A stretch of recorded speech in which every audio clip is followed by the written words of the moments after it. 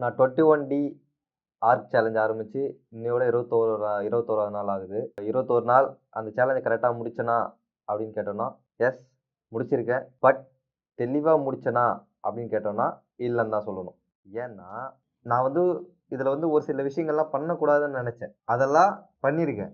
இருந்தாலும் அந்த 21 நாள்ல இதுக்கு முன்னாடி நான் பண்ணது 21 நாள் முன்னாடி பண்ணதுக்கும், அந்த 21 நாள்ல பண்ணதுக்கும் டிராஸ்டிக்கா கம்மியா இருக்கு.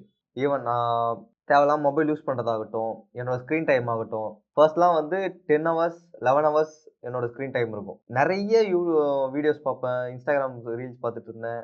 தேவையில்லாத கன்டென்ட் கன்சியூம் பண்ணிட்டு இருந்தேன்.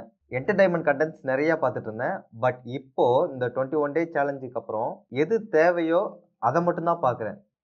நான் மோஸ்ட்லி யூஸ் பண்றது YouTube தான் யூஸ் பண்ணுவேன். அதுல இந்த என்டர்டெயின்மென்ட்டோட பார்ட் இப்போ நல்லா குறைஞ்சிருச்சுன்னு சொல்லலாம். அந்த என்டர்டெயின்மென்ட்டோட பார்ட் குறைஞ்சதுனால, என்னோட லேர்னிங் மைண்ட் செட் நல்லா அதிகமாயிடுச்சு. இப்போ நெறைய விஷயங்கள கத்துக்கிறதாகட்டும், நெறைய புது புது விஷயம் தெரிஞ்சுக்கணுன்ற ஒரு ஆர்வம் வந்துடுச்சு. ஸோ அதனாலேயே வந்து இந்த 21 டே சேலஞ்ச நான் சக்சஸ்ஃபுல்னு சொல்லி முடிக்கிறேன்.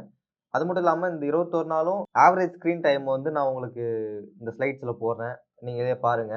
இதே மாரியே அடுத்த வருஷம் புது வருஷத்த தொடங்கணும். இதே ஹேபிட்டோட இன்னும் ஸ்க்ரீன் டைம குறைச்சு, என்னால எந்த அளவுக்கு ஸ்க்ரீன் டைம் குறைக்க முடியும். அப்படியே ஸ்க்ரீன் டைம் நான் யூஸ் பண்ணாலும், அத சரியான கரெக்ட்டான வேல யூஸ் பண்ணனான்றத நெக்ஸ்ட் இயர்ல பார்ப்போம்.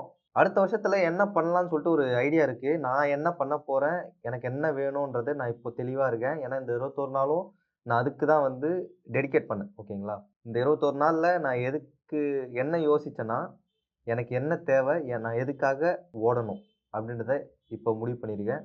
அத இனிமே வர வீடியோஸ்ல நீங்க பார்க்கலாம். ஸோ மறக்காம சப்ஸ்கிரைப் பண்ணிக்கோங்க. நெக்ஸ்ட் இயர் ஒரு புது பிகினிங்கா இருக்கும்.